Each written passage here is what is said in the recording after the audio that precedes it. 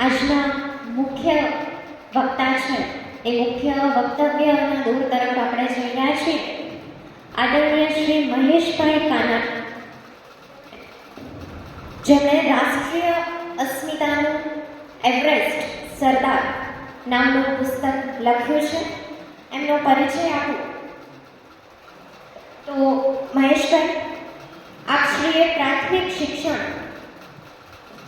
માદરે વતન ગોમટામાં જ પૂર્ણ કર્યું અને માધ્યમિક શિક્ષણ માટે વડોદ અને લોક વિદ્યાલયમાં જોડાયા.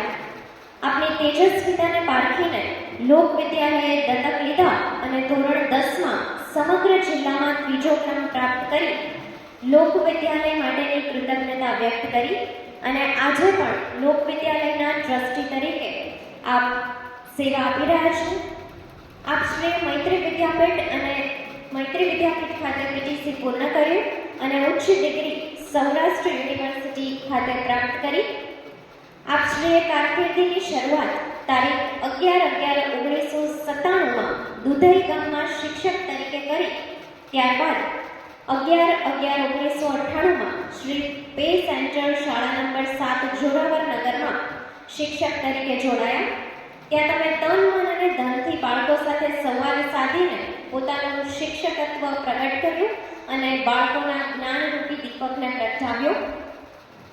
આપશ્રી તારીખ 12/8/2014ના રોજ શ્રી પે સેન્ટર શાળા નંબર 7 વટવાણમાં આચાર્ય તરીકે જોડાયા.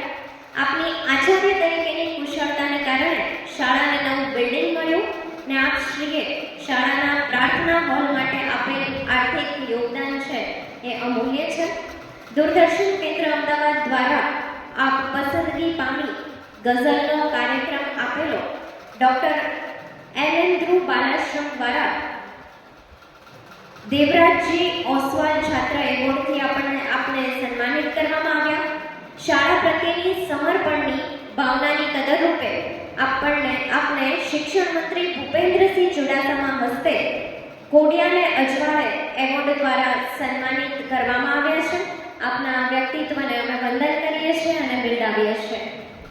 સાહેબના પુસ્તક વિશે જેના નામથી કોઈ અજાણ નથી એવું ગુજરાતી સાહિત્યનું ગજાનું નામ એટલે કે શ્રી ગુણવંત શાહ, એમણે એમના પુસ્તકમાં પ્રસ્તાવના લખી છે અને એ વાતને સૌ પહેલાં તો આપણે તાળીઓથી વધાવીશું. એટલે પ્રસ્તાવના કંઈક એવી છે કે રવિન્દ્રનાથ કવિ તરીકે મહાન ખરા, પણ એમને વડાપ્રધાન ન બતાવી શકાય. વિનોબા ઋષિ ખરા, પણ એમને વડાપ્રધાન ન જ બનાવાય. પંડિતજી આકાશના તારા હતા, જ્યારે સરદાર ધરતી ઉપર ઉગેલ કપાસનું ફૂલ હતા.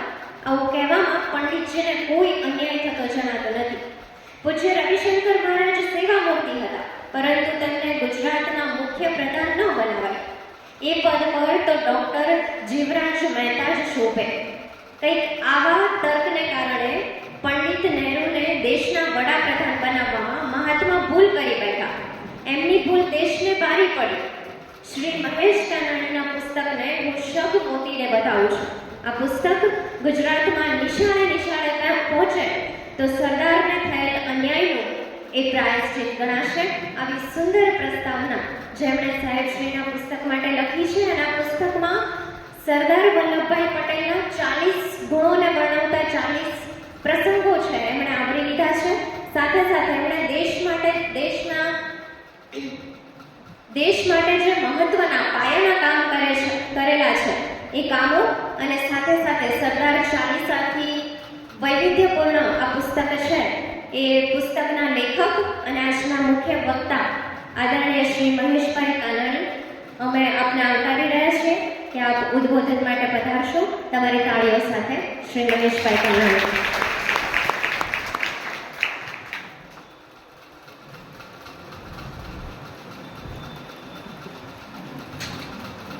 યાતે સર્વભૂતેષુ વિદ્યારૂપેણ સંસ્થિતા નમસ્તસ્યે નમસ્તસ્યે નમસ્તસ્યે નમો નમઃ.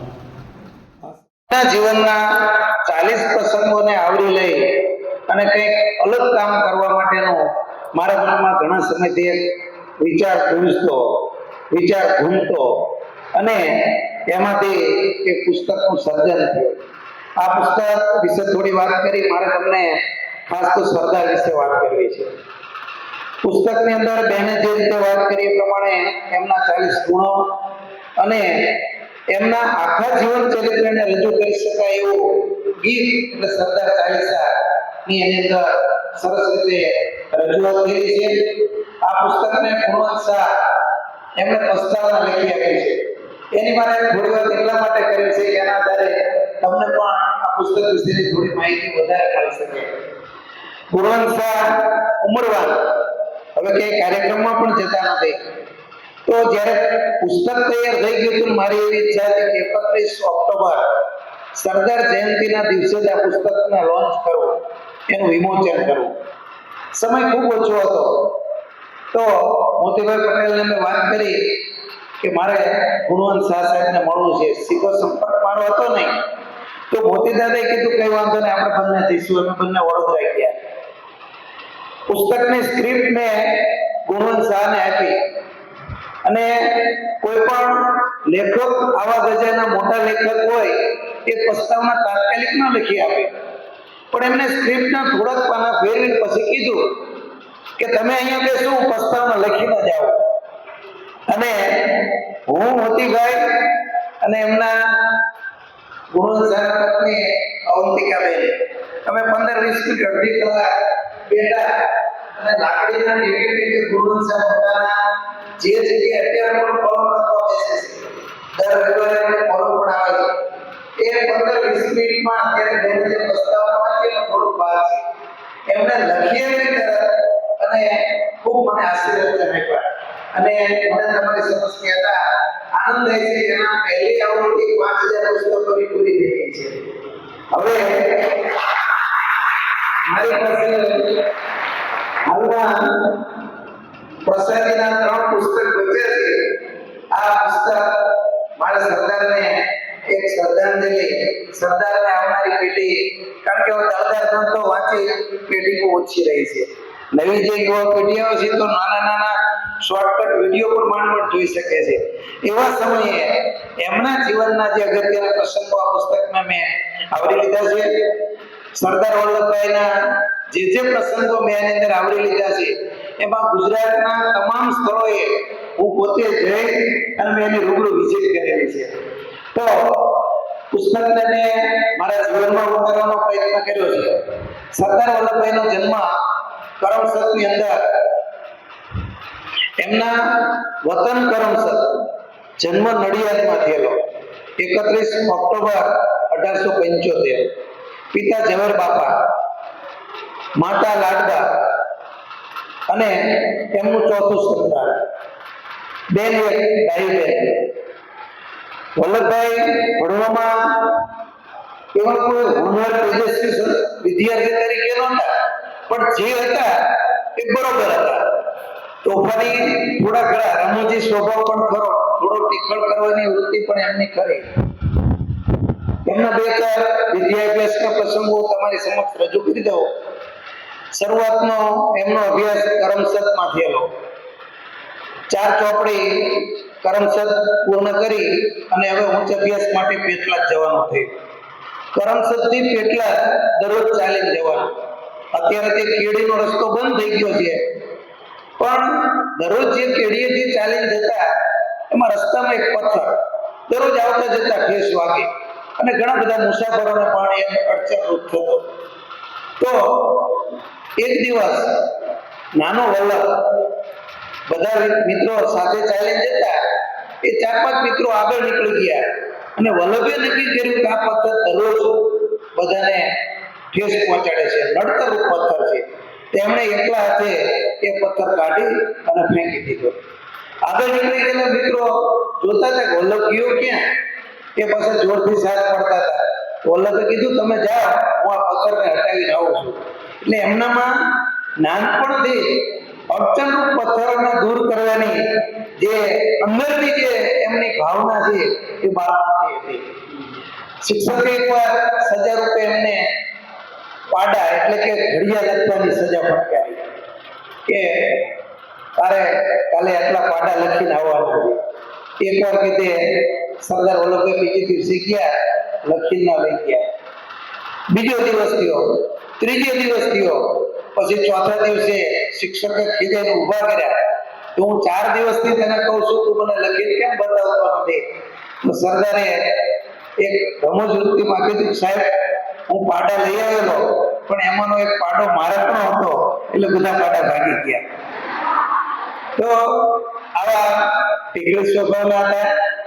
કોઈ પણ અન્યાય સહન ન કરે એવી એમની બાળપણથી એક પ્રકારની આંદોલન કરવાની, એક પ્રકારના નેતાગીરીના ગુણો છે એ સરદારના જીવનમાં પહેલેથી જ હતા.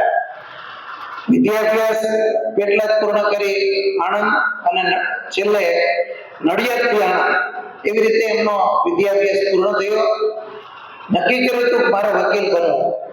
તો ડિસ્ટ્રિક્ટ લીડરની પરીક્ષા પાસ કરી અને એમની કારકિર્દીની શરૂઆત ગોધરાથી કરેલી. શરૂઆતમાં ડિસ્ટ્રિક્ટ લીડર તરીકે પોતે કામગીરી કરે છે. એ વખતના જેટલા એમની પેરેલલ જેટલા વકીલો હતા એના કરતા સૌથી શ્રેષ્ઠ કામગીરી સરદારની હતી. પણ એની મનની ઈચ્છા હતી બેરિસ્ટર થવા માટેની. સરદાર પહેલા નાનપણથી જ લગ્ન ને એવું બધું નક્કી થઈ જતું. સરદાર વલ્લભભાઈના લગ્ન ઝવેરબા, મેં પુસ્તક લખ્યું, એમાં એક શિક્ષકનો બીજે દિવસે ફોન આવ્યો કે સાહેબ એક પ્રકરણમાં ભૂલ રહી છે. કીધું શું વળી ભૂલ રહી ગઈ? મને કે તમારે સાહેબ લખવામાં ભૂલ થઈ છે, એમાં ઝવેરબાની જગ્યાએ બધે ઝવેરબા લખ્યું છે. પછી મારે સ્પષ્ટતા કરવી પડી કે એમના પિતાનું નામ ઝવેરબાપા હતું અને પત્નીનું નામ ઝવેરબા હતું. તો ઝવેરબા સાથે એમના લગ્ન થાય છે. દાંપત્ય જીવન સુખી હોય છે. અને સરદારે ગોધરાની અંદર પોતાની વકીલાત કરતા 10,000 રૂપિયા જેવી મોટી રકમ બચાવી અને બેરિસ્ટર થવા માટે પોતે ઇંગ્લેન્ડ જવું એવું નક્કી કરેલું. એ સમયે પાસપોર્ટની અંદર ખોટા નહોતા આવતા, પાસપોર્ટનો લેટર આવતો. તો થોમસ કુક કંપનીમાં એમણે આવવા જવા માટેની ટિકિટ બુક કરાવી અને પોતાનો પાસપોર્ટ તૈયાર કરાવેલો. V.Z. પટેલના નામનો એક કુરિયર બોરસદના સરનામે મગાવ્યો અને એમના મોટા ભાઈ વિઠ્ઠલભાઈ અને વલ્લભભાઈ બંને એક જ ગામમાં રહેતા. પણ ટપાલીના ભૂલથી V.Z. પટેલ જે કુરિયર હતું એ વિઠ્ઠલભાઈના ઘેર એને આપી દીધું. વિઠ્ઠલભાઈએ ખોલીને જોયું તો અંદર પાસપોર્ટ હતો, V.Z. પટેલ લખેલો અને આવવા જવા માટેની ટિકિટ હતી. વલ્લભભાઈ સાંજે બંને ભાઈઓ ભેગા થયા ત્યારે વલ્લભભાઈને વિઠ્ઠલભાઈએ કીધું કે તારા તે કદાચ આ બેરિસ્ટર થવા માટે જવા માટેની જે વ્યવસ્થા કરી એની ટિકિટ આવી ગઈ છે અને એનો પાસપોર્ટ આવી ગયો છે. ઉંમરમાં હું તારા કરતા મોટો છું, તું પછી પણ જઈ શકીશ. મારી ઈચ્છા છે કે પહેલા હું બેરિસ્ટર થઈ આવું. 5 વર્ષની ખૂબ મહેનત કરી ભેગા કરેલા 10,000 રૂપિયામાંથી એમણે આ સરસ તૈયારી કરેલી બેરિસ્ટર થવા માટેની. એક ક્ષણનો વિલંબ કર્યા વગર વલ્લભભાઈ એટલું જ કીધું કે વાંધો નહીં વિઠ્ઠલભાઈ, તમે બેરિસ્ટર થઈ આવો. તમે ભણશો ત્યાં સુધીની તમારા કુટુંબની જવાબદારી અને તમારે જે કંઈ આર્થિક બાબતની જરૂર પડશે એ હું અહીંથી મોકલતો રહીશ. તો સરદાર વલ્લભભાઈએ પાસપોર્ટ અને ટિકિટ બંને મોટા ભાઈને આપી દીધી. ભાઈ વચ્ચેના જે અત્યારે ઝઘડા થતા હોય છે મિલકત માટેના, ત્યારે આવા દરેક વ્યક્તિને લાગુ પડે છે કે ભાઈ માટેનું સમર્પણ કોને કહેવાય એ વલ્લભભાઈ શીખવે છે. પોતે કુરિવાજોના સખત વિરોધી હતા. ઝવેરબાપા મૃત્યુ પામ્યા પછી એમની પાછળ 12માનો પ્રસંગ કરવાનો પ્રશ્ન આવ્યો. નરસિંહભાઈ, સોમાભાઈ, કાશીભાઈ આ 3 મોટા ભાઈ. તો એમણે નક્કી કર્યું કે આપણે પિતા પાછળનો 12માનો પ્રસંગ કરવો છે અને નાયકને જમાડવી છે.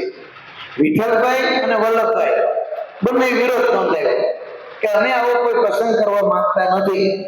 તો નરસિંહભાઈ મોટાભાઈ એવું કીધું કે જો તમારે બાપાના કારજમાં ભાગ ન આપવો હોય તો બાપાની પ્રોપર્ટી, એમના ખેતર, એમની જે કંઈ મિલકત છે એમાંથી તમને બંને ભાઈઓને કંઈ ભાગ નહીં મળે. અને બંને ભાઈઓએ કીધું કે અમારે 1 પણ રૂપિયો પ્રોપર્ટીમાંથી જોઈતો નથી, પણ અમે આવા કુરિવાજનો સખત વિરોધ કરીએ છીએ.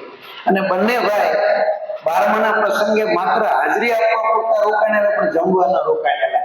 આપણે તો ઘણા વર્ષ પછી 12માનો ઘણા બધા પરિવાર એવા છે કે પહોંચી શકતા નથી ને એમાંથી કુટુંબ પર મોટું કરજ થઈ જતું હોય, દેણું થઈ જતું ને આખા કુટુંબને પછીથી બહુ મોટી કિંમત ચૂકવવી પડતી હોય છે. આવા કુરિવાજનો વિરોધ વલ્લભભાઈ અને વિઠ્ઠલભાઈ એ જમાનામાં કરેલો. એમના જીવનમાં વિઠ્ઠલભાઈ બેરિસ્ટર થવા માટે ગયા. વલ્લભભાઈ ઘરની બધી જવાબદારી સંભાળતા. વિઠ્ઠલભાઈ બેરિસ્ટર થઈને આવ્યા, તરત ને તરત વલ્લભભાઈ બેરિસ્ટર થવા માટે નીકળી ગયા. પણ એ પહેલા એ જે પ્રસંગ બને છે એ પ્રસંગ મારે તમને ખાસ કહેવો છે. વિઠ્ઠલભાઈ બેરિસ્ટર થઈ અને મુંબઈ સ્થાયી થઈ ગયેલા. વિઠ્ઠલભાઈ મુંબઈ અને વલ્લભભાઈ અહીંયા બોરસદ, આણંદ અને ગોધરા આ ત્રણેય કોર્ટની અંદર પોતાની પ્રેક્ટિસ ચાલુ હતી. ઝવેરબાનું તબિયત નાદુરસ્ત, પેટના આંતરડાની તકલીફ, વારંવાર દવાખાને જવું પડતું. તો એક વખત નક્કી કર્યું કે મોટા ડોક્ટરને કોઈને બતાવીએ. તો વલ્લભભાઈ અને એમના પત્ની અને બંને બાળકો, 2 બાળકો મણિબેન અને ડાયા, એમને લઈ પોતે મુંબઈ જાય છે મોટા ભાઈના ત્યાં. તો કામા હોસ્પિટલની અંદર બોમ્બે ઝવેરબાને નિદાન કરાવવામાં આવે છે. તો આંતરડાનો અંદર ગાંઠ હતી. ડોક્ટરે કીધું હમણાં 2-5 દિવસ તબિયત સારી ન થાય ત્યાં સુધી ઓપરેશન થઈ શકશે નહીં, ત્યાં સુધી તમે ઘેર લઈ જાઓ, 5 દિવસ પછી આપણે ઓપરેશન કરી નાખશું. એ સમયગાળા દરમિયાન વલ્લભભાઈના એક કોર્ટ, આણંદ કોર્ટની અંદર એક કેસ ચાલતો. એનો જે અસીલ એ નિર્દોષ હોવા છતાં એના ઉપર મૃત્યુનો આક્ષેપ મૂકવામાં આવેલો. તો વલ્લભભાઈને કેસ લડવા માટે જવું પડે એવું હતું અને પોતે મુંબઈથી આણંદ જે દિવસે મુદત હતી તે દિવસે આણંદ કોર્ટની અંદર આવે છે. આ બાજુ બને છે એવું કે ઝવેરબાની તબિયત ખૂબ લથડી ગઈ અને તાત્કાલિક હોસ્પિટલમાં દાખલ કર્યા અને ડોક્ટરે નક્કી કર્યું કે આ ગાંઠનું જો તાત્કાલિક ઓપરેશન કરવામાં નહીં આવે તો એના લીધે બહુ ભયંકર પરિસ્થિતિ થશે. આંતરડાનું ઓપરેશન કરતા કરતા એ એમનું મૃત્યુ થઈ જાય છે. ઝવેરબાનું મુંબઈથી તાર આવે છે. આ બાજુ આણંદ કોર્ટની અંદર કેસ ચાલતો હોય છે, જોરદાર દલીલો ચાલતી હોય છે. એ સમયગાળા દરમિયાન ઇમરજન્સી તાર હોય છે એટલે ચાલુ અદાલતે એ તાર રજૂ કરવાની પરમિશન આપવામાં આવે છે. વલ્લભભાઈ જ્યારે દલીલ કરતા હોય ત્યારે નાની એવી ચબરકી, એ વખતે મોબાઈલ ટેલિફોનની વ્યવસ્થા હતી પણ મોબાઈલની વ્યવસ્થા નહોતી. તો તારની ચબરકી વલ્લભભાઈને આપવામાં આવે છે. વલ્લભભાઈ વાંચી લે છે અને પોતાના કોટના ખિસ્સામાં મૂકી દે છે. જોરદાર દલીલો કરે છે અને પોતે કેસ જીતી જાય છે. કેસ જીતી ગયા પછીથી વકીલ રૂમ જે છે ત્યાં જઈ વલ્લભભાઈ જોરથી રડવા માંડે છે. તો બીજા બધા વકીલો ભેગા થઈને એમ કહે છે, આજે તમે કેસ જીતી ગયાની ખુશાલી થઈ પડે છે, તમે કેમ રડો છો? એવો શું તાર આવ્યો હતો કે તમારે અત્યારે રડવું પડે છે? તો વલ્લભભાઈએ પેલો તાર એમના સાથી વકીલો હતા એને બતાવ્યો અને એમાં મેસેજ લખેલો હતો કે એમના પત્ની મૃત્યુ પામ્યા છે. પોતાના ચહેરાની એક પણ રેખાને ફેરફાર થવા દીધા વગર ધારદાર દલીલો કરી અને એક વ્યક્તિનો એમને જીવ બચાવ્યો. વલ્લભભાઈને પછીથી કોઈએ પૂછ્યું કે તમે કદાચ કેસ ન લડ્યા હોત અને સીધા મુંબઈ નીકળી ગયા હોત તો વલ્લભભાઈએ બહુ સરસ જવાબ આપ્યો કે મારા પત્નીનો જીવ તો ન બચાવી શક્યો, પણ હું જો એ વખતે સહેજ પણ દલીલ કરવામાં ઊંડો ઉતર્યો હોત તો હું બીજો જીવ પણ બચાવી ન શકે. તો વલ્લભભાઈ ખૂબ સારા વકીલ હતા. એ સમયના જેટલા વકીલો હતા એમાં બધા કરતા હાઈએસ્ટ ફી વલ્લભભાઈ હતા. પછીથી અમદાવાદ વકીલાત માટે આવે છે. એ પહેલા બેરિસ્ટર બનવું હોય છે. પત્નીનું મૃત્યુ થઈ ગયું. બંને બાળકોને વિઠ્ઠલભાઈને ત્યાં ભણવા માટે બોમ્બે મૂકી અને મુંબઈથી પોતે લંડનની અંદર બેરિસ્ટર થવા માટે જાય છે. મોહમ્મદ અલી જીણા, ગાંધીજી, વલ્લભભાઈ અને જવાહરલાલ નહેરુ આ ચારે ચાર વકીલ એક જ કોલેજમાં, મિડલ ટેમ્પલ કોલેજ મુંબઈથી ચારે ચારે અભ્યાસ કરેલો. વલ્લભભાઈ ત્યાંથી વકીલાતનો અભ્યાસ કર્યો, બેરિસ્ટર થયા. મોહમ્મદ અલી જીણા ત્યાંથી બેરિસ્ટર થયા. જવાહરલાલ નહેરુ પણ ત્યાંથી બેરિસ્ટર થયા અને ગાંધીજીએ પણ ત્યાંથી બેરિસ્ટરની ડિગ્રી પ્રાપ્ત કરેલી. બધાનો સમયગાળો અલગ અલગ હતો. 36 મહિનાનો જે કઈ અભ્યાસક્રમ હતો એ વલ્લભભાઈ માત્ર 30 મહિનામાં પૂર્ણ કર્યો. રોજનું 15 થી 20 માઇલ ચાલતા, એક જ ટાઈમ બ્રેડ અને ચા, માત્ર એક જ ટાઈમ પોતે ભોજન લેતા. જ્યારે અહીંથી એ વખતે વિમાન માર્ગે જઈ શકાતું પણ એટલા પૈસા હતા નહીં, એટલે આગબોટના રસ્તે દરિયાઈ માર્ગે પોતે લંડન જતા હોય છે. ત્યારે એક રાજકુમાર, અહીંના રાજાનો એક દીકરો એમની સાથે સંપર્કમાં આવે છે અને ત્યાંની સિસિલ નામની ખૂબ મોંઘી હોટલમાં એક દિવસ રાજકુમારની સાથે પોતે વલ્લભભાઈ રોકાય છે. પછી જોયું છે કે આમાં તો બિલ ઘણું બધું વધારે છે, આ મારાથી ન ચૂકવી શકાય, અને પોતે કરકસર પૂર્વક રહેવા માટે પછીથી પેલા રાજકુમારે કીધેલું બિલ હું બધું ચૂકવી દઈશ, પણ વલ્લભભાઈ ના પાડી કે મારે મારી જાતે ભણવું છે, એનું મારી જાતે મારું ગુજરાન ચલાવીશ. અને સામાન્ય ભાડાની એક ઓરડી રાખી અને બાકીનો બધો જ સમય લાઇબ્રેરીમાં વિતાવતા. 14 કલાક સુધી પોતે વાંચતા. લાઇબ્રેરિયન જ્યારે એમ કે હવે સમય પૂરો થયો, હવે તમે જાઓ, ત્યારે પોતે લાઇબ્રેરીમાંથી નીકળતા. અને આવી રીતે એમણે બેરિસ્ટરની ડિગ્રી પ્રાપ્ત કરી. માતા વગરના સંતાનોની સતત એમને યાદ આવતી. વાળાનો જે એમને દર્દ છે એ લંડન વાળાનો દર્દ એટલે ટીચરના ભાગમાં સ્ત્રી જો વાળાને કોઈ જૂનું દર્દ છે તો નિકોટાને ઓપરેશન કરવું. તો વલ્લભભાઈ આ પીડા સહન ન થઈ એટલે ઓપરેશન કરવાનો નિર્ણય લીધો. તો ડોક્ટરે કીધું કે આમાં તમારી સાથે કોઈ રહેતું હોય એને બોલાવી લો. વલ્લભભાઈ તો માત્ર અભ્યાસ માટે આવ્યો છું, હું એકલો જ છું, મારી જવાબદારી તમે ઓપરેશન કરો. તો બે રીતે ઓપરેશન થઈ શકે, નસો આપીને થઈ શકે, નસો આપ્યા વગર. નસો આપવાથી વધારે જોખમ હતું, તો વલ્લભભાઈ સ્વીકાર્યું કે મને તમારે બેભાન કરવાની જરૂર નથી, તમે એમના ઓપરેશન કરો. અને વાળાનું ઓપરેશન વલ્લભભાઈને શીશી સુંઘાડ્યા વગર, શબ્દ એવો લખેલો છે એમાં, એ ઓપરેશન કરવામાં આવ્યું.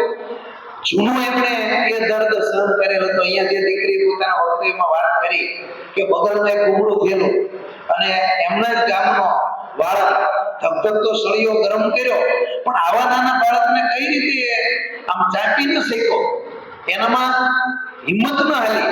તો સરદાર વલ્લભભાઈ બાળપણમાં નાના એવા હતા, એના હાથમાંથી ગરમ ધગધગતો સળિયો લઈ લીધો અને પોતાની જાતે એ ગુમડા ઉપર મૂકી દીધેલો. એટલે નિડરતા તો એમના જીવનમાં પહેલેથી જ હતી. અને આવો જ બીજો પ્રસંગ આ વાળાના દર્દ વખતે બને છે. તો વલ્લભભાઈ બેરિસ્ટર થઈને આવી ગયા અને અમદાવાદની અંદર દેખતી વકીલાત શરૂ કરી. વિઠ્ઠલભાઈ એમના જીવન ચરિત્રમાં લખેલું છે કે વિઠ્ઠલભાઈ જ્યારે અમદાવાદ આવે ત્યારે વલ્લભભાઈ એમના કોટના ખિસ્સામાં દાબી રૂપિયા ભરી દેતા. અને એમના ઘરની બહાર જ્યારે નીકળે ત્યારે બૂટ પહેરાવવા માટે પહેલાનો રિવાજ કદાચ આવે છે, મોટા ભાઈના નાના ભાઈ બૂટ પહેરાવતા છે. વિઠ્ઠલભાઈને મોજડી પહેરાવવા માટે સરદાર જ્યારે એમને વિદાય આપે ત્યારે મોજડી પહેરાવવા જતા અને પોતાની પાસે જે કઈ પૈસાની બચત થઈ હોય એ વિઠ્ઠલભાઈના ખિસ્સામાં ભરી દેતા. અને ખૂબ પૈસા કમાણા. પોતાના કોટ અને ટાઈને એ વખતે ધોવા માટે મુંબઈ મોકલતા. મુંબઈ ધોબીને પોતાના વસ્ત્રો ધોવા માટે વલ્લભભાઈ મોકલતા. અને બહુ આખા અમદાવાદની અંદર સારામાં સારું ફર્નિચર વલ્લભભાઈની ઓફિસનું હતું. એટલે એવી ધીરતી કમાણી કરતા. એ સમયગાળા દરમિયાન 1917 આમ તો 15માં ગાંધીજી ભારતની અંદર આવ્યા. એ પહેલા એમણે ત્યાં ફિનિક્સની અંદર આશ્રમ સ્થાપી અને સત્યાગ્રહની શરૂઆત તેમણે દક્ષિણ આફ્રિકામાં કરેલી. ગાંધીજી મહાત્મા બનીને જ ભારત આવેલા અને સાબરમતીની અંદર આશ્રમ શરૂ કરેલો. ઘઉં જોવાનું કામ કરે, કાંકરા વીણવાનું કામ સોંપે. આવી બધી વાતો સરદારે સાંભળેલી અને એ ટીખળ કરતા કે દેશને આઝાદી અપાવવા માટે કે થોડા પાયખાના સાફ કરવાથી કે ઘઉંમાં કાંકરા વીણવાથી આઝાદી મળે. અને ગાંધીજીની પોતળી મારે જ કહેતા. એમની ખૂબ પહેલા ટીખળ કરતા, હાંસી મજાક ઉડાવતા.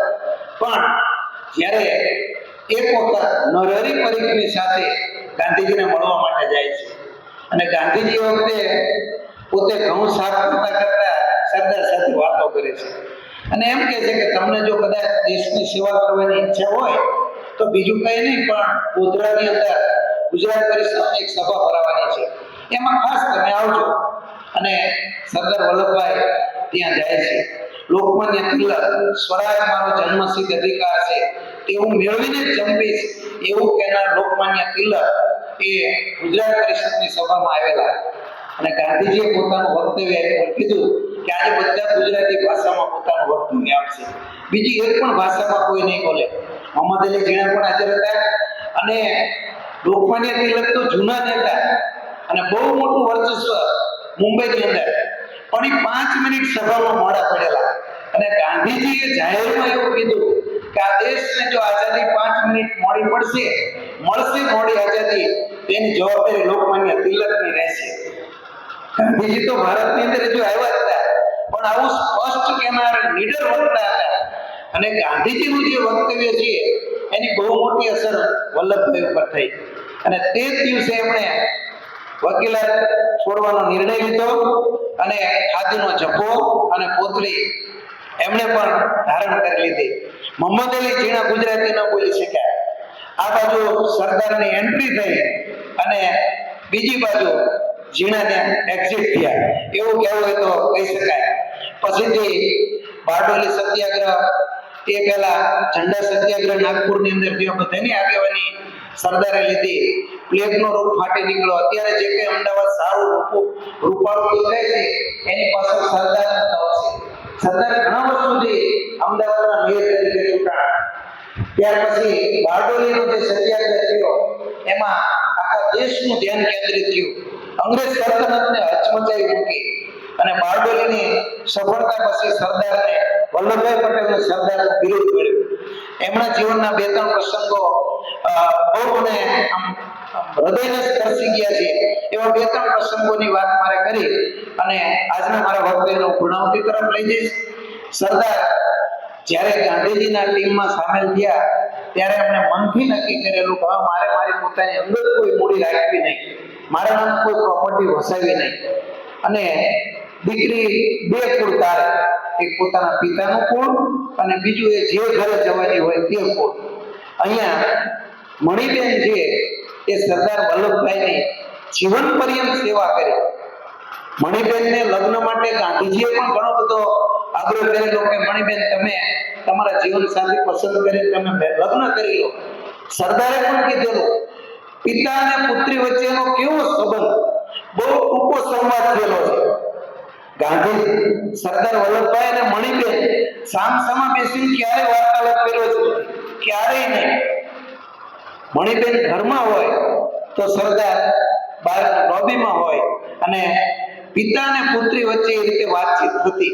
ક્યારે સામસામા બેસીને એમણે મણિબેન સાથે વાત નથી કરી. કદાચ એ વખતે દીકરી અને પિતા વચ્ચે એક આ રીતની અમાન્ય કદાચ પણ પહેલેથી એવી થઈ ગઈ છે કે બંને સાથે બેસીને વાત ન કરી શકતા, પણ મણિબેને પિતાની ખૂબ સેવા કરી. એમના અંગત મદદનીશ તરીકે કહી શકાય કે સરદારને મળવું હોય તો પહેલા મણિબેનની પરમિશન જોઈએ. ક્લાસરૂમ ઓફિસર મહાવીર ત્યાગીએ લખેલો એક પ્રસંગ છે. મહાવીર ત્યાગી અવારનવાર સરદારના બંગલે ગાંધીનગર દિલ્હીની અંદર જતા, તો મહાવીર ત્યાગી અવારનવાર આવતા એટલે મણિબેન સાથે પણ એ પોતે મુક્ત મને વાતચીત કરી શકતા. તો એકવાર મણિબેન બેઠા બેઠા રેડિયો કાઢતા અને મહાવીર ત્યાગી આવ્યા. મણિબેનની સાડીમાં મોટું થેગડું જોયું અને મહાવીર ત્યાગીએ ટીખળ કરી કે ચક્રવર્તી સમ્રાટને પણ જેવડું રાજ્ય નહોતું, એવડું રાષ્ટ્ર નહોતું, એવડા મોટા રાષ્ટ્રના વડા એમની દીકરી આવી થીગડા પહેરેલી સાડી પહેરે તો શરમ નથી તમને આવતી? આ સાડી પહેરી તમે કદાચ ક્યાંક રસ્તા પર બેસી જાવ તો આવતા જતા કોઈ ભિખારી સમજીને તમને રૂપિયા આપે, આવી એમને ટીખળ કરી.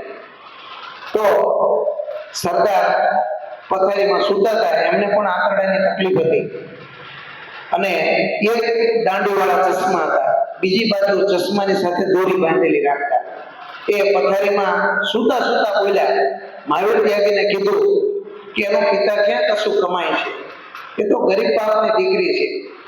મારા માટે જે રેંટીઓ કાઢી અને વસ્ત્ર તૈયાર થાય એમાંથી મારો જબ્બો બનાવે છે, મારા ધોતિયા તૈયાર કરે છે. હું 1-2 વર્ષ પહેરું એ ઘસાઈ જાય પછીથી મારા પહેરેલા ઘસાયેલા વસ્ત્રોમાં ફીગડા મારીને પોતાના કપડા તૈયાર કરે છે. આવી સ્વૈચ્છિક ગરીબી સ્વીકારેલી એવી મણિબેન એટલે તપસ્વીની મૂર્તિ કહી શકાય.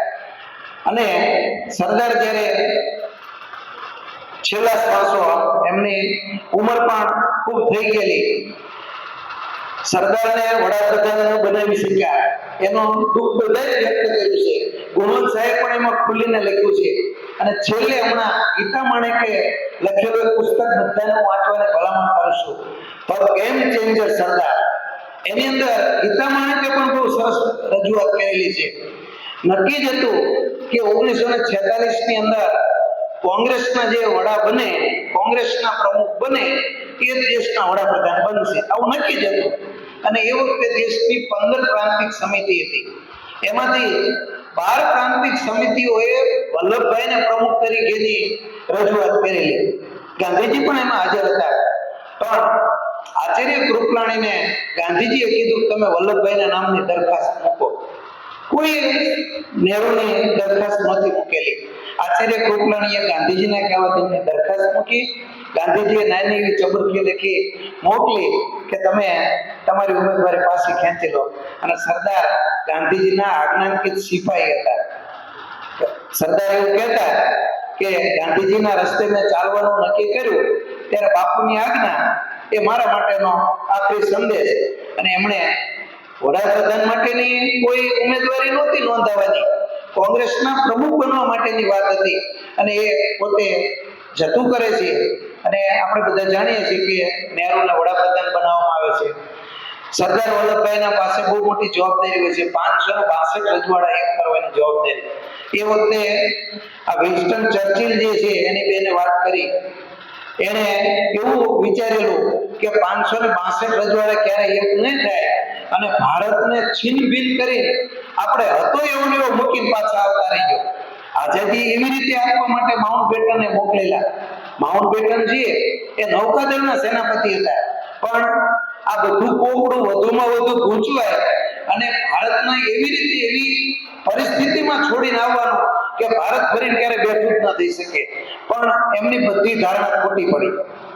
માઉન્ટ બેટનની સાથે અને વલ્લભભાઈ જ્યારે આ પ્રસંગ બને છે ત્યારે સફરજનની ટોપલીની અંદર એ માઉન્ટ બેટન એમ કહે છે કે ટોપલીની અંદર સફરજન ભરેલા છે, મારે તો આખો ટોપલો અપદ રાખી અને મારે મેળવી લેવા છે, એમાંથી એક પણ સફરજનને જતું કરવું નથી. પણ પાકિસ્તાનનું આપણી નવી રચના મોહમ્મદ અલી ઝીણા અડગરિયા કે ના પાકિસ્તાનની અલગ માગણી કરી અને પાકિસ્તાન અલગ બન્યું. અને ગાંધીજીની ઈચ્છા નહોતી કે દેશના બે ભાગલા પડે. ગાંધીજીની ઈચ્છાને અવગણીને ભાગલા સ્વીકારવામાં આવેલા છે. પણ એટલી બધી એ વખતની આંધાધૂંધ પરિસ્થિતિ હતી કે કદાચ ભાગલા ન સ્વીકાર્યા હોત તો આપણા દેશની અંદર એટલો બધો જનવિદ્રોહ ફાટી નીકળે કે અંદરો અંદર હિન્દુ મુસ્લિમના એવા ઝઘડા ફાટી નીકળે કે બહુ મોટી વસ્તી કદાચ એની અંદર મૃત્યુ પામે. તો એવો ટૂંકો નિર્ણય, ઝડપી નિર્ણય લેવામાં આવ્યો. ભારત અને પાકિસ્તાન એમાં રાજાઓને શરત આપવામાં આવેલી કે રાજા સ્વતંત્ર પણ રહી શકે, ભારત સંઘ સાથે જોડાઈ શકે અને પાકિસ્તાન સાથે પણ જોડાઈ શકે. 3 વિકલ્પોમાંથી એમને સારું લાગે વિકલ્પ પસંદ કરી શકે. ઘણા રાજાઓએ એમાં તો 562 રજવાડા છે, એમાં 222 તો આપણા ઝાલાવાડ અને ગુજરાતની અંદર જ હતી, દેશી રિયાસત જેને કહી શકાય, નાના. તો જામ સાહેબ જામનગર એમને યાદ કરવા પડે. વલ્લભભાઈ પટેલે વિચાર્યું કે ગુજરાતને એક કરવું હોય, મહાગુજરાત, તેમાં જામ સાહેબને આપણે જો મનાવી લઈએ તો મોટા ભાગનો પ્રશ્ન સરળ થઈ જાય. અને જામ સાહેબની ઈચ્છા હતી કે પાકિસ્તાન સાથે જોડાવું. જામ સાહેબના મોટા ભાઈ હિંમતસિંહજી પોતે લશ્કરની અંદર ઓફિસર હતા. વલ્લભભાઈએ નક્કી કર્યું કે જામ સાહેબ માને કોણ? તો કે એમના પત્નીનું, નંદકુંવરબા. અને પાકિસ્તાન જવાનું હતું જામ સાહેબને. વિમાન દિલ્હી એરપોર્ટ ઉતર્યું, તરત હિંમતસિંહજીને સરદાર બોલાવી લે છે પોતાના બંગલે અને એમ કહે છે કે તમે જામ સાહેબને અને એમના પત્નીને મારા ઘેર જમવા માટેનું આમંત્રણ આપો. અને બપોરે જમવા માટે બોલાવે છે. એ જમતા તે સમયગાળા દરમિયાન સરદારે જામ સાહેબને એટલે આપણા દેશનો ભવિષ્ય કેવું હોય છે અને આ સેના માટેનો પ્રયત્ન છે મારો, એ વાત એટલી સરસ રીતે સમજાવી. અને રાણી પણ સાથે હતા અને એમણે નક્કી કર્યું કે સરદાર તમે જેમ કહેશો એમ હું તમારી સાથે રહીશ. અને 562 રજવાડા એકત્ર કરવામાં વીપી મેનનનો પણ એટલો મોટો ફાળો છે, એમના મદદનીશ હતા, અને જામ સાહેબનો પણ એટલો ફાળો છે. અને જામ સાહેબ પોતાનું જામનગર તો આપે જ છે, સાથે સાથે આપણા જે કંઈ ઝાલાવાડના અને કાઠિયાવાડના જેટલા નાના મોટા જે કંઈ રિયાસત હતી એ બધાને ભારત સંઘ સાથેનું જોડાણ કરે છે. કેટલાક રાજાઓ નહોતા માનવામાં, પણ જેટલી સરદારને જ્યાં સંદેશ મળતો છે ત્યાં સામ દામ દંડ અને ભેદ આ બધી જ નીતિનો ઉપયોગ કરી અને સરદારે 562 રજવાડા એકત્ર કર્યા. એમના જીવનના જે કંઈ પ્રસંગો છે એમાંના જે કંઈ રજવાડા એકત્ર કર્યા એનો છેલ્લે કાશ્મીરની જે સમસ્યા બહુ માથાના દુખાવા સમાન, એ એટલા માટે રહી ગયેલી કે કાશ્મીરની સમસ્યા, કાશ્મીરનો પ્રશ્ન જવાહરલાલે પોતાની પાસે રાખેલો. અને સરદાર એવું સમજતા કે જવાહરલાલ નહેરુ પાસે જે પ્રશ્ન છે એમાં મારે ખોટી દખલગીરી કરવી નહીં. પણ છતાં જ્યારે કાશ્મીર પાકિસ્તાનમાં જતું રહેવું લાગ્યું ત્યારે સરદારે પળનો વિલંબ કર્યા વગર એમણે દીર્ઘદ્રષ્ટા કેટલા હતા એની બે વાત મારે તમને રજૂ કરવી છે. કે જ્યારે દેશ આઝાદ થયો ત્યારે ગુરુદાસપુર જિલ્લો રેડક્લિફ એને ભારતની અંદર રાખેલો. મોટાભાગનો વિસ્તાર ગુરુદાસપુર જિલ્લાનો એ ભારત સાથે જોડાયેલો હતો. ગુરુદાસપુરથી પઠાણકોટથી જતો રસ્તો શ્રીનગર સુધીનો, એ રસ્તો જો પાકો રસ્તો બનાવવામાં ન આવે તો શ્રીનગર સાથેનો સંપર્ક તૂટી જાય એવો હતો. દેશને આઝાદી જ મળી હતી, ખૂબ મોટી જવાબદારી હતી. છતાં બળદેવસિંહ એ વખતના સંરક્ષણ પ્રધાન એને બોલાવી અને કીધું કે તમારે પઠાણકોટથી ગુરદાસપુર જતો રસ્તો છે એને પાકી સડક તૈયાર કરાવો તાત્કાલિક. રેલવેના માર્ગે 10,000 સૈનિકોને લાવવામાં આવ્યા. તાત્કાલિક ત્યાંથી રણગાડી જઈ શકે એવો મજબૂત રસ્તો સરદારે તૈયાર કરાયો. શ્રીનગર અને દિલ્હી વિમાન માર્ગે જોડાયેલું રહે એટલા માટે વિમાની સેવા શરૂ કરી, ટેલિગ્રામ સેવા શરૂ કરી. અને હરિસિંહજી એના કાશ્મીરના રાજા હતા, રાજા હિન્દુ હતા અને મોટાભાગની વસ્તી મુસ્લિમ હતી. આ બાજુ મોહમ્મદ અલી ઝીણાએ એવું નક્કી કરેલું કે કાશ્મીર આપણે લઈ લેવું છે. જેવો ભારત પાકિસ્તાન બંને જુદા થયા તરત મોહમ્મદ અલી ઝીણા એવા ભાડુતી સૈનિકો તૈયાર કર્યા અને તાઇફાવાળા, એનો શબ્દ તાઇફાવાળા, આપણે મોટા કોઈ પ્રસંગ કરીએ અને સક્સેસફુલ ન જતા હોય તો આપણે એમ કે ખોટા તાઇફા કરે, એ તાઇફા શબ્દ ત્યાંથી આવેલો, તાઇફાવાળાનો શબ્દ અંદર વાપરેલો છે. એવા ભાડુતી ત્યાંના જંગલી પ્રજા જેને કહી શકાય, લૂંટારાઓ, ચોર, ડાકુઓ જેવા એવા લૂંટફાટ કરનારી પ્રજા ભેગી કરી અને એને કાશ્મીર ઉપર આક્રમણ કરાવ્યું. સૈનિકો તો પછી પાકિસ્તાનના જોડાયેલા, પણ એણે પહેલું કામ એ કર્યું કે કાશ્મીરનું મહુરા સ્ટેશન હતું, આખા કાશ્મીરને, શ્રીનગરને જેનાથી વીજળી પૂરી પડતી, એ ઉડાડી દીધું. આ બાજુ અંધારપટ છવાઈ ગયો. શ્રીનગરની અંદર હરિસિંહજી હતા અને પોતે ત્યાંથી ફેમિલી સાથે ટ્રકની અંદર, જીપની અંદર જેટલો રસાલો લઈ શકાય એટલું લઈ અને શ્રીનગરથી તાત્કાલિક પોતે જમ્મુ આવી જાય છે, બચીને આવતા રહે છે. અને કાશ્મીરથી પાકિસ્તાનનું સૈન્ય માત્ર 63 કિલોમીટર દૂર હતું. અને આ બાજુ હરિસિંહ સંદેશો મોકલે છે કે મારે ભારત સંઘ સાથે જોડાણ કરવું છે. તો એના માટે દિલ્હી મળવા માટે આવે છે. મીટિંગ ચાલુ હોય છે. જવાહરલાલ નહેરુ, એ વખતના બળદેવસિંહ, સરદાર વલ્લભભાઈ પટેલ, વીપી મેનન અને હરિસિંહ અને એમના મેરચંદ મહાજન, જે એ વખતના કાશ્મીરના દીવાન હતા. તો કાશ્મીરના દીવાન મેરચંદ મહાજન બધી સમસ્યા રજૂ કરે છે કે હવે કાશ્મીરને બચાવવું હોય તો બહુ ઓછો સમય છે અને હરીસિંહની ઈચ્છા છે કે ભારત સાથે જોડવું છે. તો જવાહરલાલ નહેરુ કહે છે કે હવે કઈ રીતે શક્ય બને, આટલા ટૂંકા ગાળામાં અમે કઈ રીતે તમને સૈનિકોની મદદ કરીએ. આ બધી ચર્ચાઓ ચાલતી હોય છે. ત્યારે સરદાર માત્ર એટલું જ બોલે છે, જવાહરલાલ એટલી જ વાત કરે છે કે તમારે કાશ્મીર જોઈએ છે કે આપી દેવું છે. જો જોઈતું હોય તો આ પાડી દો. અને જવાહરલાલની મંજૂરી લીધા વગર માત્ર સરદાર હુકમ કરે છે કે તમારે જે કઈ લશ્કરની મદદ જોઈતી છે બધી કાલ સવારે મળી જશે. સરદારે ઓલ ઇન્ડિયા રેડિયો ઉપર જાહેરાત કરી પ્રાઇવેટ વિમાન જેની પાસે હતા એ બધા વિમાનના માલિકોને અને પ્રાઇવેટ વિમાનની જે કઈ કંપની હતી એને કે સવારે દિલ્હી એરપોર્ટ ખાતે આટલા વિમાનની તાત્કાલિક દેશને જરૂર છે. સવારમાં વિમાન ઉતરવા માંડ્યા, એની અંદર સૈનિકો બેસી અને પહેલા 30 કિલોમીટરથી 15 કિલોમીટર જેટલું અંતર એના પાકિસ્તાનના સૈનિકે કાપી લીધું હતું. માત્ર કેટલાક સૈનિકો શ્રીનગરની અંદર પણ પહોંચી ગયેલા. હવાઈ પટ્ટી ઉપર કબજો કર્યો નહોતો. વહેલી સવારે બધા જ વિમાન ઉતરી ગયા, સૈનિકોની ટુકડી ઉતારવામાં આવી અને આપણે શ્રીનગર બચાવી શક્યા. એની પાછળ બહુ મોટું કામ સરદારનું હતું. સરદારને ઘણા લોકો મુસ્લિમ વિરોધી ગણે છે. જ્યારે ગાંધીજીનું મૃત્યુ થયું, ગાંધીજીને જ્યારે ગોડસે આપી દીધા, ગોડસે ગોળી મારી દીધી, ગાંધીજી મૃત્યુ પામ્યા. ગાંધીજીની ઈચ્છા એવી હતી કે મારી ફરતા કોઈ પોલીસ પ્રોટેક્શન ન હોવું જોઈએ.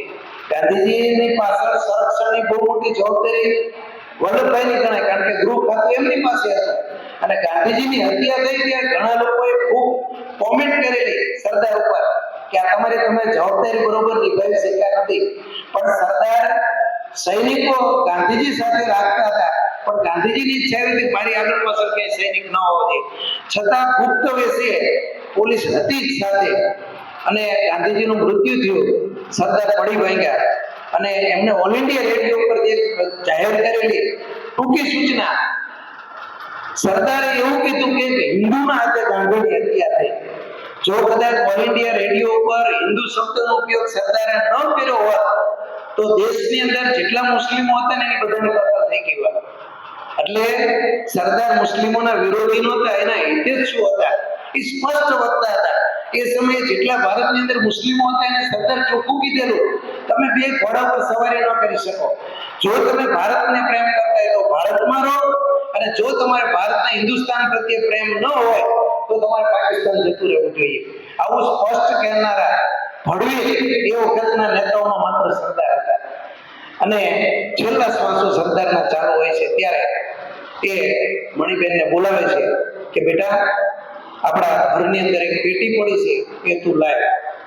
મણિબેન પેટી લઈને આવે છે, એને નાનું એવું તાળું મારેલું હોય છે, એની ચાવી આપે છે મણિબેનને કે હવે મારો સમય બહુ નજીક મને દેખાય છે, આ પેટી મારા મૃત્યુ પછી તું જવાહરલાલ નહેરુને આપજે. તો એ પેટી આપી દે છે. સરદારને તકલીફ વધી જાય છે એટલે બોમ્બે હોસ્પિટલ એપોલો લઈ આવવામાં આવે છે અને છેલ્લા શ્વાસ ચાલતા હોય છે. આ બાજુ ગીતાનું પારાયણ શરૂ થઈ ગયું હોય છે અને વહેલી સવારે 8:37 સરદાર 15 ડિસેમ્બર 1950 પોતાના અંતિમ શ્વાસ ભરે છે. ઘણા લોકો એવું સમજે છે કે સરદાર ધર્મ પ્રેમી નહોતા, પણ જ્યારે સરદાર મૃત્યુ પામ્યા ત્યારે એમના ઓશિકા નીચે ભગવદ્ ગીતા હતી. ગાંધીજી અને સરદાર જેલવાસ જ્યારે સાથે હતો યરોડા જેલમાં, ત્યારે સંસ્કૃત શીખવાની શરૂઆત વલ્લભભાઈએ કરેલી. અને એક દિવ્ય આત્મા કે જેને 182 મીટરની ઊંચી પ્રતિમા સરદારની સ્ટેચ્યુ ઓફ યુનિટી જ્યારે બની કે દેશે સરદારને આપેલી સાચી શ્રદ્ધાંજલિ છે. પહેલી પેટીની વાત કરી દઈએ. મણિબેન એક પેટી સરદારના મૃત્યુ પછી જવાહરલાલ નહેરુને આપી અને મણિબેનની હાજરીમાં જ્યારે ચાવી ખોલવામાં આવે છે તો એની અંદરથી કોંગ્રેસનું 20 લાખ રૂપિયાનું ફંડ અંદર પડે છે. પણ સરદાર એક રૂપિયો પણ દેશની મિલકતનો વાપર્યો નથી. એમની મૂડી ગણીએ તો એક દાંડીવાળા ચશ્મા, એક ટિફિન, એક લોટો, 2 જોડી કપડા અને 300 રૂપિયા કરતા પણ ઓછી રકમ એમની બેંક બેલેન્સ હતી. જ્યારે તમે અમદાવાદ જાઓ ત્યારે શાહીબાગની અંદર મ્યુઝિયમ છે, તે અવશ્ય મુલાકાત લેજો. દુનિયાના જે ઘણા બધા દેશનો ઇતિહાસ આપણે જોઈએ છીએ, પણ આપણો દેશ એક છે એનું મુખ્ય કારણ છે સરદાર. સિવિલ સર્વિસ બેસ્ટ લેવલ એમને ડેવલપ કરી. રશિયાના ઘણા બધા ભાગ પડી ગયા. છેલ્લા 150-200 વર્ષના ઇતિહાસ જોઈએ તો મોટા દેશ નાના નાના ભાગમાં વિભાજિત થયા. ભારત એક તો કરી સરદારે, પણ અખંડ રહેશે ભવિષ્યમાં પણ એના માટેની પણ રચના સરદારે કરી. આજે અમૂલ ડેરી જોઈ શકીએ છીએ, સરદારના ધ્યાન છે. ખૂબ દીર્ઘદ્રષ્ટા હતા. કમનસીબે આપણે વડાપ્રધાન ન બનાવી શક્યા, પણ આ દેશને જેમ જેમ સમય જતો જશે એમ એમ સરદારને યાદ કરવા જ પડશે. આવી દિવ્ય ચેતના માટે આજે વિચાર ગોષ્ઠીનો કાર્યક્રમ કરવા માટેનો ખૂબ સારો વિચાર ભરતજી સાહેબને આવ્યો. એના માટે એકવાર જોરદાર તાળીઓ દેવાની